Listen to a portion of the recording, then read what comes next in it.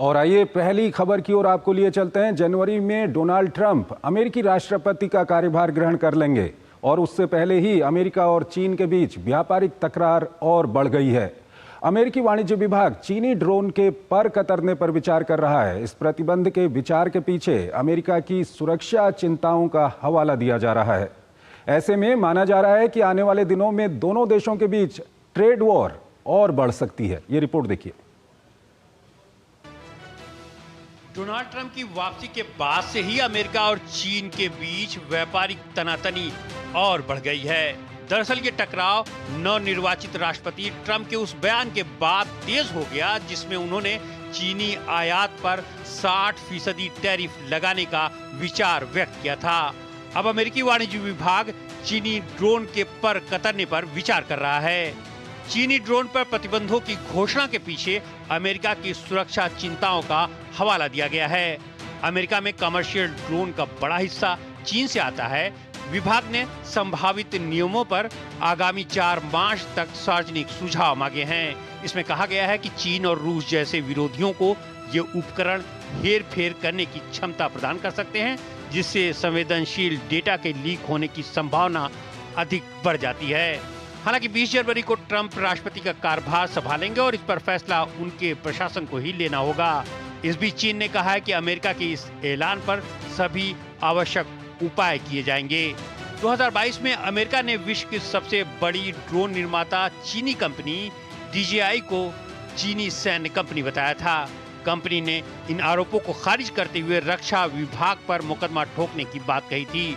Washington ने पिछले साल भी चीनी ड्रोन पर नकेल कसने के लिए कई कदम उठाए थे। इससे पहले चीन ने 10 अमेरिकी कंपनियों को अविश्वसनीय संस्थाओं की सूची में डाल दिया है। इन कंपनियों में Lockheed Martin missiles and fire control, Lockheed Martin aeronautics और Lockheed Martin missile system integration lab शामिल हैं। ये कंपनियां चीन में आयात, निर्यात या नए निवेश नहीं कर पाएंगी। इनके वरिष्ठ प्रबंधकों को देश में आने की अनुमति भी नहीं होगी। आरोप है कि इन कंपनियों ने ताइवान को हथियार बेचे थे।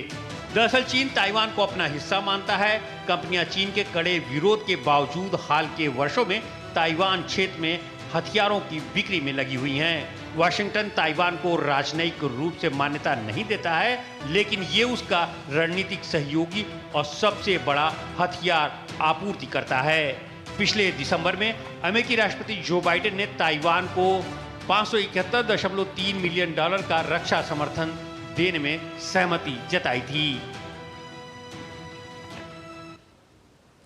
हर्षवर्धन पंत हमारे साथ जुड़ रहे हैं, विदेशी मामलों के जानकार हैं, उनसे हम बातचीत करेंगे। हर्षवर्धन जी, बहुत बहुत स्वागत है आपका हमारे इस कार्यक्रम में। सबसे पहला सवाल जो आपके सामने मैं रखना चाहता हूं वो यही है कि चीन के ड्रोन से अमेरिका इतना क्यों घबराया हुआ है?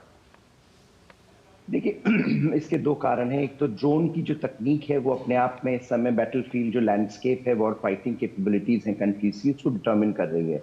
हमने जितने भी हाल के दौरान युद्ध देखे हैं उसमें ड्रोन की तकनीक बहुत एक महत्वपूर्ण भूमिका बैटलफील्ड पर निभा रही है। तो उसको देखते हुए स्वाभाविक है कि ड्रोन की तकनीक के बीच में अगर 2 बड़ी शक्तियां हैं उनमें आपस में तकरार होगी। लेकिन ये ड्रोन की तकनीक से बड़ा मुद्दा है जहां तक अमेरिका का सवाल है।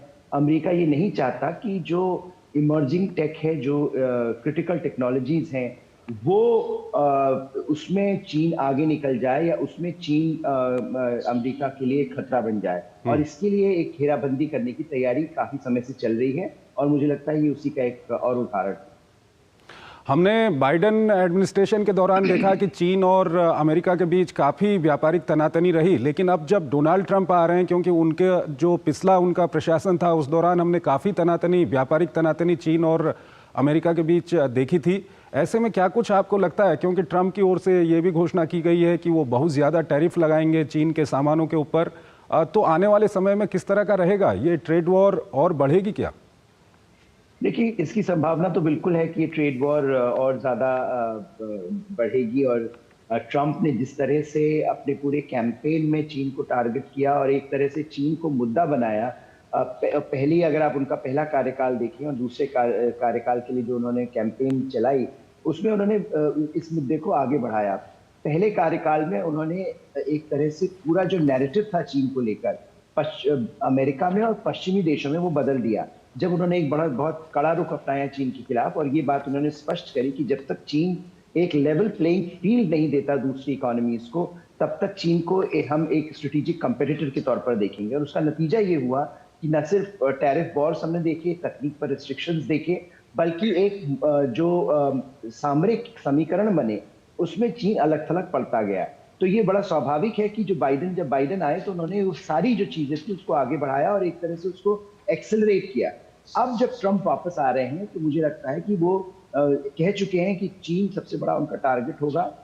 200% तक उन्होंने टैरिफ्स की बात करी है, जो कि एक काफी अप्रत्याशित, अगर वो लगाते हैं टैरिफ्स तो होंगे।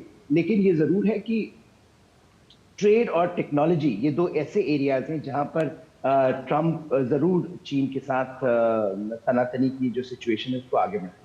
चीन के रुख को आप किस तरह से देखते हैं, क्योंकि हमने देखा है कि ताइवान के मामले को लेकर के चीन ने कई अमेरिकी डिफेंस कंपनियां हैं उन पर प्रतिबंध लगाया। साथ ही साथ हाल में हमने देखा कि चीन ने कुछ धातुओं का जो निर्यात है वो बंद कर दिया अमेरिका के लिए, ये कहते हुए कि अमेरिका में इसको रक्षा उत्पादन में यूज़ किया जाता है। तो चीन के रुख को आप किस तरह से देखते हैं?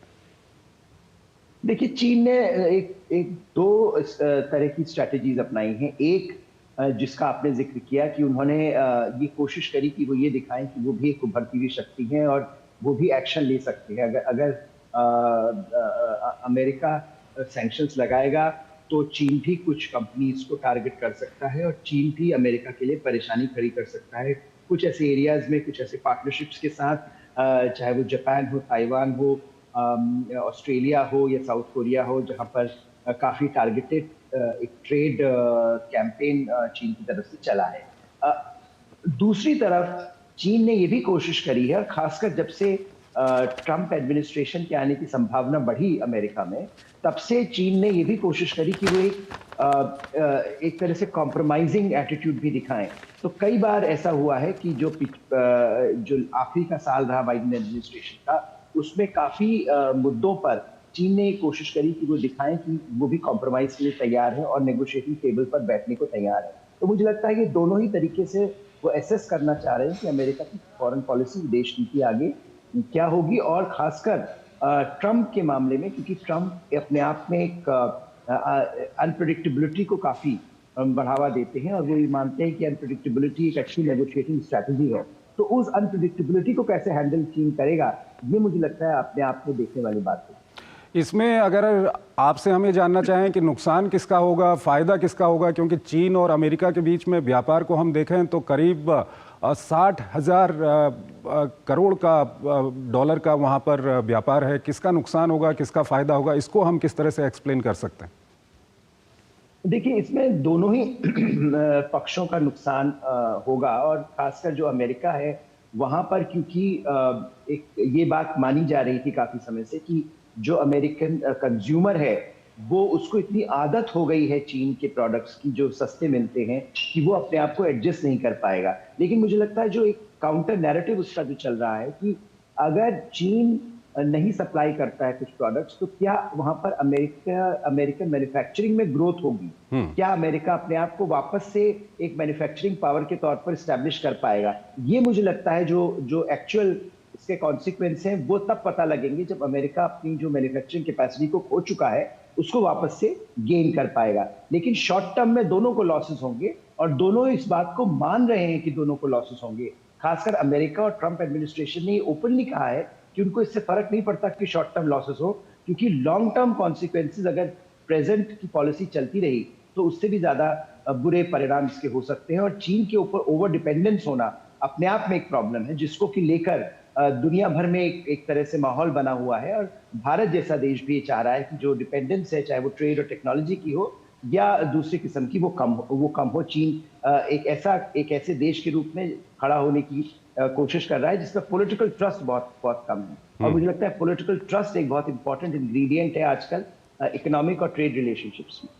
और इससे अगर हम व्यापार से थोड़ा सा आगे बढ़ें तो ताइवान का फैक्टर, अगर दोनों देशों के संबंधों को हम देखें, तो ताइवान का एक फैक्टर है जिसके कारण तनाव रहता है, और जब ट्रंप शासन में आ जाएंगे तो ये फैक्टर कितना असर डालेगा दोनों देशों के संबंधों में? हाँ, ये बड़ा इंटरेस्टिंग रहेगा देखना कि क्या ट्रंप सामरिक इश्यूज पर भी उतनी ही कड़े तरीके से आगे बढ़ेंगे जैसे कि बाइडेन बढ़े हैं। क्योंकि ट्रंप ट्रेड और इकोनॉमिक इश्यूज पर चीन को आड़े हाथों लेने के लिए जाने जाते हैं। उन्होंने कोई बहुत खास एक इंटरेस्ट था ताइवान में अपने समय में नहीं दिखाया था। हालांकि उन्होंने ताइवान को लेकर कोई नेगेटिव बात भी नहीं करी, लेकिन उन्होंने ये बात बार बार कही कि ताइवान को ज्यादा रिस्पॉन्सिबिलिटी अपनी सिक्योरिटी की लेनी चाहिए, और उनसे उसका मतलब था कि ताइवान ज्यादा सामान खरीदे, वेपन्स खरीदे अमेरिका से। बाइडेन एडमिनिस्ट्रेशन ने पिछले 4 सालों में ताइवान को बहुत ज्यादा एड दी है, ताइवान को बहुत ज्यादा वेपन सिस्टम्स दिए हैं, ताइवान को क्रेडिबल पावर के तौर पर खड़ा करने की कोशिश करी है।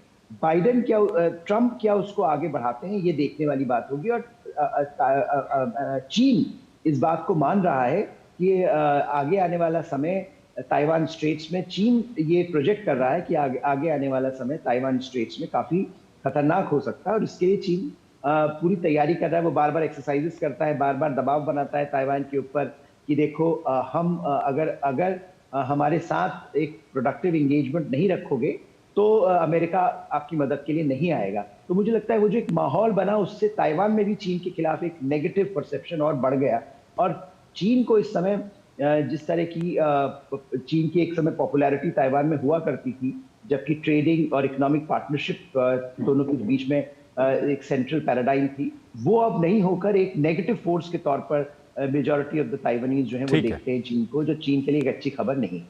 हर्षवर्धन जी, आप हमारे साथ बने रहिए, एक और खबर है उस पर हम आपसे बातचीत करेंगे। यहाँ पर हमको एक छोटा सा ब्रेक लेना है, एक छोटा सा ब्रेक लेते हैं।